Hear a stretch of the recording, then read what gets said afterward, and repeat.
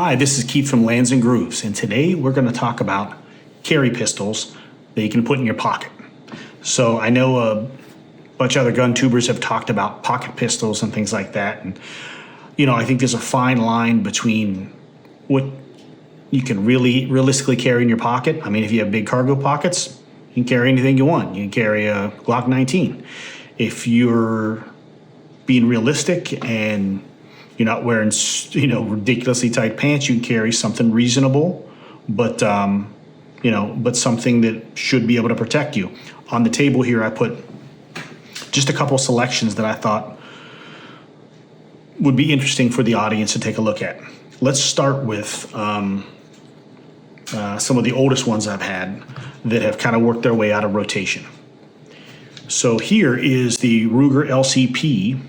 This is the original generation. This was a good gun. It never had any troubles. I think it held 6 or 7+1. The trigger was not the greatest in it. Hammer fired. Kind of feels toyish, but it worked. I mean, it was very slim, very light. I want to say they came in like 9.5 ounces or something. It worked, never jammed. Certainly something for as a last resort. Perfect kind of gun if you actually shoot it and you have no troubles shooting it accurately. So make sure if you're still carrying one of these, you actually take it to the range and oil it, make sure it's functioning, and run some standard pressure 380 through it. And make sure you shoot some of your duty ammo through it, through your carry ammo through it, to make sure it likes to function and feed it properly, because not all of the hollow point ammo likes to feed through a lot of these smaller 380s and smaller guns. All right, so again, this was a great gun. This is the original gen LCP. No problem. It's always been a great gun. Held up really well. I've seen other folks talk about how the slide is rusted. This has a little bit of wear on it, but not too bad. But typically I keep these in a holster like this. So no problems. I rotate them through, but this one has kind of worked its way out of the rotation. It was directly replaced by the Ruger LCP Max, which holds 10 or 12 rounds, respectively, depending on your magazine. But they put a night sight on the front. They put actually a real rear sight on it, and the front was just like a bump. It was really horrible to pick up on the old original LCP. The Max, much improved. The capacity, they put front slide serrations on it. The trigger has lightened up a lot, feels more positive. The reset's great, and just an overall improvement of the gun. Basically, from the front of the gun, they have stayed the same, very similar, the slide design and the internals of it and the barrel. But they did improve the sights. They improved from both front and rear, the slide serrations. And the key thing is, looking at it, you can see that the grip has gotten wider to hold the extra capacity. So I never minded it. I don't mind it at all. It's still 100% a pocket carry gun. Either one of these two, the Max or the original, work fine. But I figure if you're going to be carrying something this size, why not double your capacity? And if you're only shooting 380, have the capacity you want. All right, moving on to one of the 380s I think that gets overlooked a lot, the SIG 238. This gun is just an accurate, phenomenal gun. The prices have jumped significantly in the last few years. This one has the SIG night sights. I think this was called the P238 Sport. It came with, it says they're SIG on them, but they look like hoe grips. The mag release is phenomenal. The spring tension's nice. I had a little bit of trouble with one of the Kimbers, the Micro 9. The spring tension dropped. Had to go back to Kimber to get serviced. But this is a 1911 style with the thumb safety, positive engagement. It's not going to fall off. And I think it's an overall very nice looking weapon. Again, chambered in 380, and you can just tell by the design of it. If you were a 1911 like cocked and locked fan, there you go. SIG 238 or 938, which is a little larger. Don't let them upsell you if you don't want that extra bulk. The weight is minor, but it is a difference between 238 and 938 chambered in 9. This gun here is very accurate. I mean, you can shoot no problem at all. I've shot groundhogs from 25 yards away, no problem. So if you're in the market for a 380 and you want a SIG, certainly look at this 6 and 7 round. Never any problems, 1911 style. Let's see. Let's move on to some revolvers. All right. Pocket carry. So far, we've covered 3 pocket carry 380s. All of them 100% acceptable for pocket carry. This is the 360 PD, very similar to the 340 PD. The 340 has no hammer. I like the hammer. I like the dual capabilities of a single and double action capability fire. This gun is extremely light, Scandian metal and alloy combination. It shoots greater, you must shoot greater than 120 grain bullet through it, so you don't push out the steel insert for the barrel. It is extremely light. The front red ramp. This too is a 5-round capacity, not a 6, chambered in 357 Magnum. The prices are a little high on them. They're right around $1,000. But you can actually wear this thing and you forget you wear it. If you wear like a nice Galco ankle glove, you'll forget you even have a gun on. If you have your suit pants or jeans, no problem. This gun is phenomenal, and you just put a little DeSantis strip of 6 rounds in your pocket and you're good to go. So I certainly would recommend the 360 PD if you're in the market. If you're moving into the J-frame category, 38 Special, it's nothing wrong with the Smith. I think it's great. However, a newcomer on the market has been the Taurus 856, which is an ultralight. This is an ultralight version. You'll see UL in designation. If you're going to go down the J-frame path with 5 rounds of 38 Special, not 357, you remember most of your guns are going to have these horrible rear notch sights and maybe a little ramp on the front, nothing special. But this is a Taurus 856, which again is an ultralight. I think it weighs an ounce or 2 more than the J-frame, but it has a 6-round capacity, not a 5. And if that's a deal breaker for you to have only 5, consider the Taurus. And I think they're maybe like 50 or 60 bucks less than the Smith. But again, you're getting that extra capacity. I've never had any issues with the Taurus. They do have a lifetime warranty. They come in, this is just gray, but they come in all kind of different colors, black and an alloy. This is tungsten, I think it is. But again, they come with the rubber grips, and if you want something you don't have to worry about, these are great. 6 rounds, 357 plus P capable. 38 Special plus P capable. Again, the machining on it's been great. There's never been a hang up on any of the cylinders. There's no problems with any of the functioning of it. And this one, again, does not have one of those locks on it that everybody worries about locking in the worst possible moment. And you can see ultralight written on the side. Good gun, quality gun, never had any trouble, so I would certainly consider this if you're thinking pocket carry.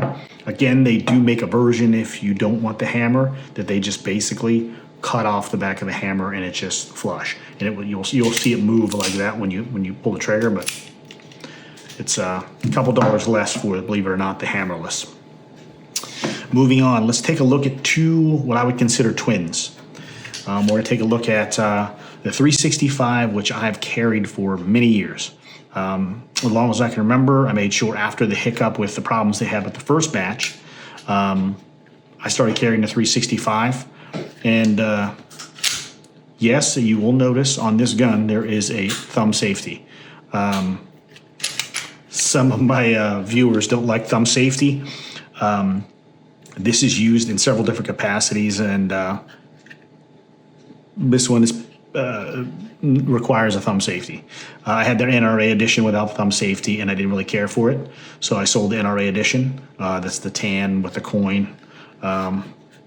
Just happened to get a deal on that. But this here, I changed the frame out to this SIG tiger stripe frame, a little more texture on the side.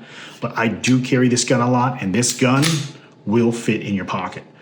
This is a pocket gun. I think just the one I carry in the small of the back, and sometimes I put it in. I have a DeSantis gun hide downstairs for it. That's what I carried if I'm gonna carry it in my pocket. But typically I carry the 10-round flush, one in the pipe with the safety on, and especially in the general area it's pointed at. So yeah, we like to make sure that nothing possibly could go wrong in that area.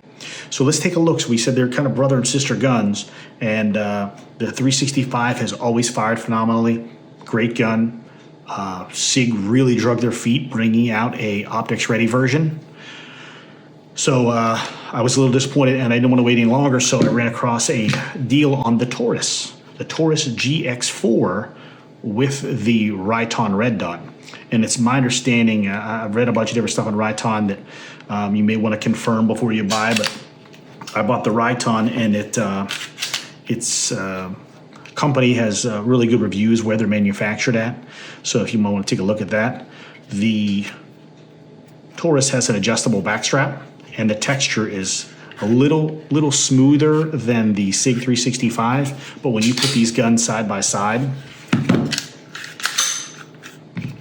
I mean, they are darn near twins. And I mean, I really can't blame Taurus, but it looks like they really just took like a mold of the 365 and copied it pretty much and just snipped off a corner here and there. And the weights are, I mean, almost identical.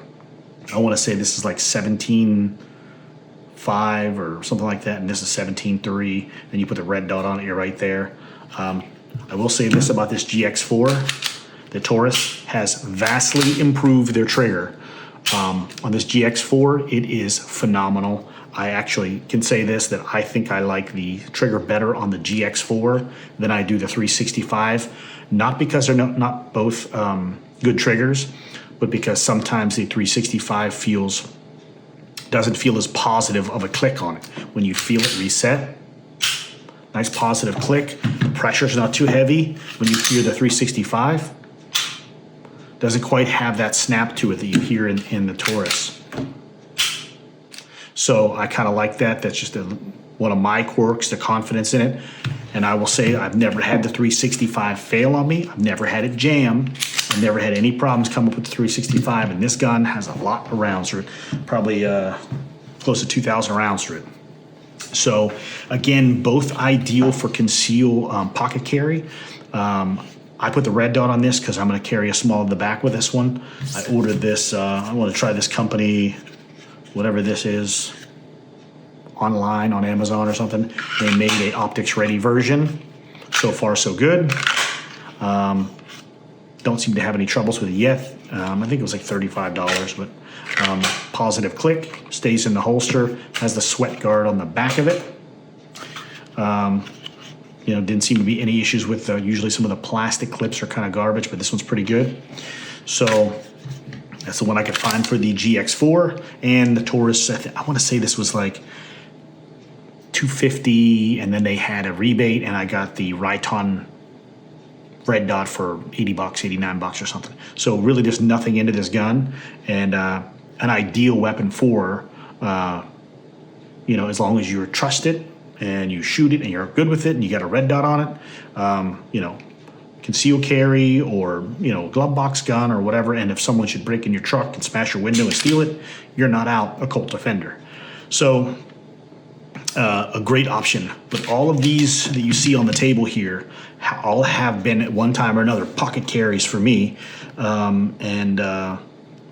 That's the only one to probably disappear, LCP, just because it has been directly replaced by another LCP. A lot of times when I do carry in my pocket, I will choose the 360 PD in Scandium over the 856 because it is a few ounces lighter, and depending on what I'm wearing. But if I'm carrying in the small of the back, the Don Hume holsters are phenomenal for holstering and reholstering. So the Don Humes fit this one great. And you can see it's very light, and the spring clips are awesome. I like the thumb brake. You'll notice right there that a lot of your advertisements will say that these 856 will fit everywhere a J-frame would fit. But as you just saw, these Don Humes are rigid. They won't.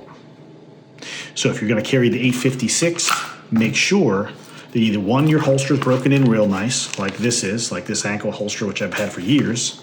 This is just Galco, but I've broken it in, carried a lot of J-frames walking around. This gun here is only for this 360 PD. So this is a Don Hume, and like I said, the fit and finish on this is excellent. Pricey, this gun disappears, and you're carrying 5 rounds of 357 Magnum in the small of your back. So definitely a nice piece, but holsters are key. Make sure that you buy something high quality, Don Hume, or like I said, I think you get Don Hume. You get Galco, the ankle glove, DeSantis pocket carry, and whatever this is, AYNI Tactical, whatever it is. So that's been pretty good. But yeah, so this should wrap up the video. All these guns I highly recommend if you're going to pocket carry or small of the back carry.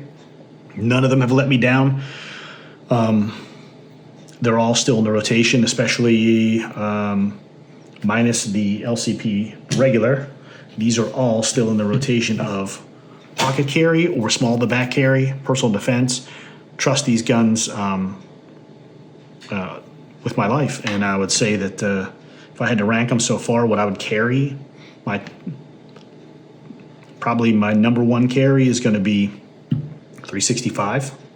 I don't have enough time on the Taurus to trust it yet, but I'm sure to be fine. The SIG 238 and LCP Max, and if I'm carrying revolvers, one of these two. The Taurus 856 or the 360. So we'll wrap the video up, but if you guys are looking for pocket carry guns, or even if you're kind of going, maybe I want to do both, maybe a small in the back or pocket carry, any of these guns on the table I'd highly recommend to save your life and put you in the position of advantage, okay?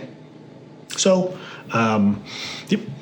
take a look at these, and if you run across a deal on any of these at your gun store, as long as they don't have a lot of wear on them or holster wear, or you can function them, make sure you do a function test on them and pick them up for a deal. All right. Again, thank you. This is Keith from Lands in Grooves. This is going to wrap this video up for today. Please subscribe, and if you have any suggestions on any future videos, please post it down the bottom. We'll see if we can't get a few more put in there, okay? Thank you very much.